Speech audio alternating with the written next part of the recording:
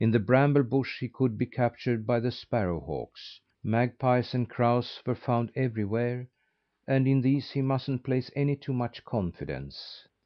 As soon as it was dusk, he must keep his ears open and listen for the big owls, who flew along with such soundless wing strokes that they could come right upon him before he was aware of their presence. When the boy heard that there were so many who were after his life, he thought that it would be simply impossible for him to escape. He was not particularly afraid to die, but he didn't like the idea of being eaten up, so he asked Akka what he should do to protect himself from the carnivorous animals. Akka answered at once that the boy should try to get on good terms with all the small animals in the woods and fields, with the squirrel folk and the hare family, with bullfinches and the titmice and the woodpeckers and larks.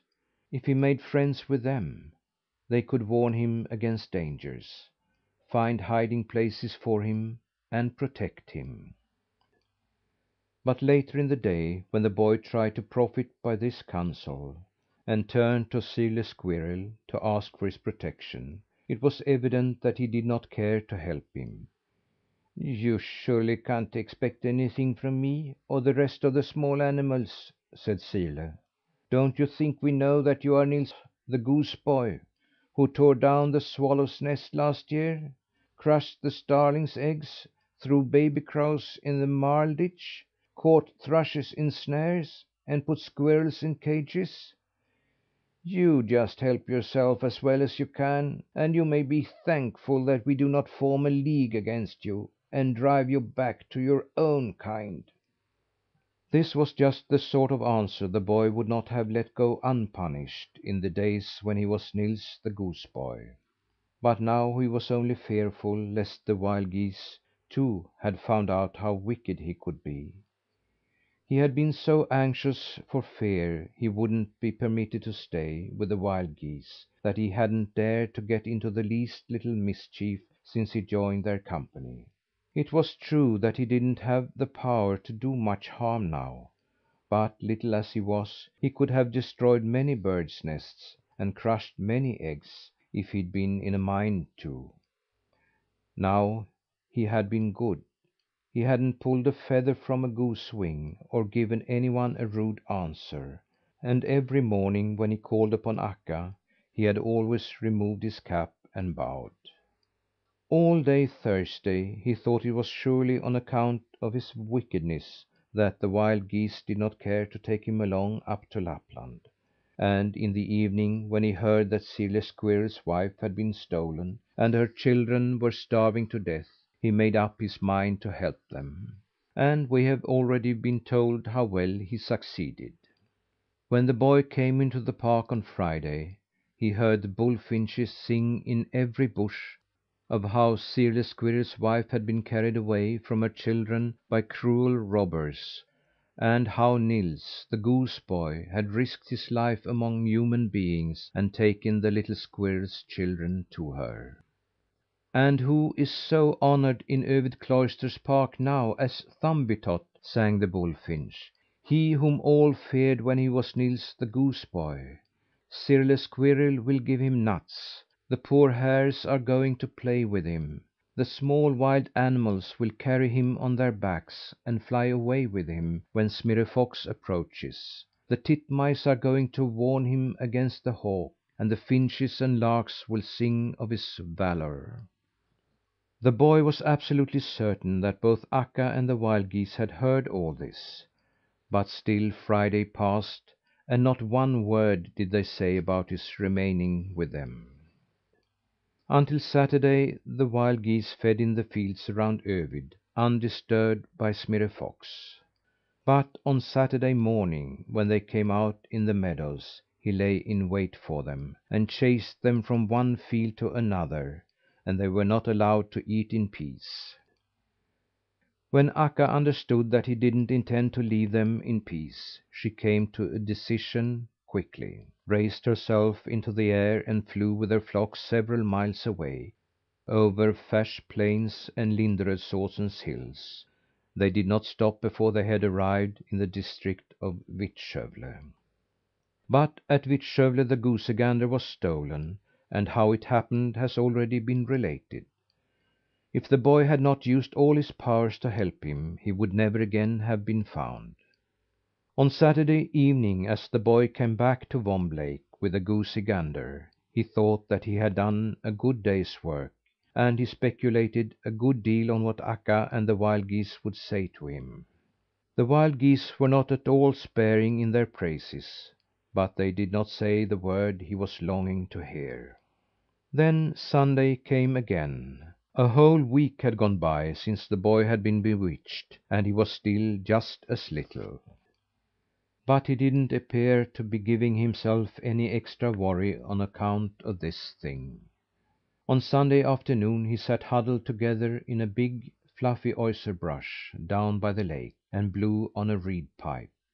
All around him there sat as many finches and bullfinches and starlings as the bush could well hold, who sang songs which he tried to teach himself to play. But the boy was not at home in this art. He blew so false that the feathers raised themselves on the little music masters, and they shrieked and fluttered in their despair. The boy laughed so heartily at their excitement that he dropped his pipe.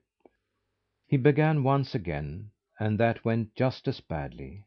Then all the little birds wailed: "To day you play worse than usual, Thumbietot. You don't take one true note. Where are your thoughts, Thumbietot?" "They are elsewhere," said the boy, and this was true. He sat there and pondered how long he would be allowed to remain with the wild geese, or if he should be sent home perhaps to day. Finally the boy threw down his pipe and jumped from the bush. He had seen Akka and all the wild geese coming toward him in a long row. They walked so uncommonly slow and dignified like, that the boy immediately understood that now he should learn what they intended to do with him. When they stopped at last, Akka said: "You may well have reason to wonder at me, Thumbietot, who have not said thanks to you for saving me from Smirre Fox.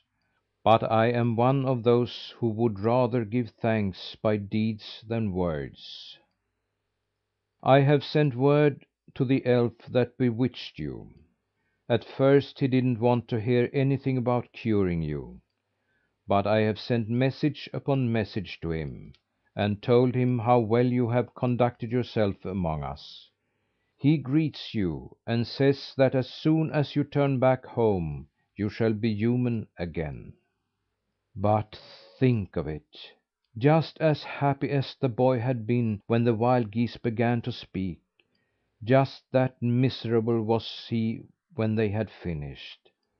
He didn't say a word, but turned away and wept. "What in all the world is this?" said Akka. "It looks as though you had expected more of me than I have offered you." But the boy was thinking of the care free days and the banter, and of adventure and freedom and travel, high above the earth, that he should miss, and he actually bawled with grief. "I don't want to be human," said he. "I want to go with you to Lapland." "I'll tell you something," said Akka. "That elf is very touchy, and I am afraid that if you do not accept his offer now, it will be difficult for you to coax him another time." It was a strange thing about that boy. As long as he had lived, he had never cared for anyone. He had not cared for his father or mother, nor for the school teacher, not for his schoolmates, nor for the boys in the neighbourhood. All that they had wished to have him do, whether it had been work or play, he had only thought tiresome. Therefore there was no one whom he missed or longed for. The only ones that he had come anywhere near agreeing with were Osa, the goose girl, and little Mats, a couple of children who had tended geese in the fields like himself. But he didn't care particularly for them either. No!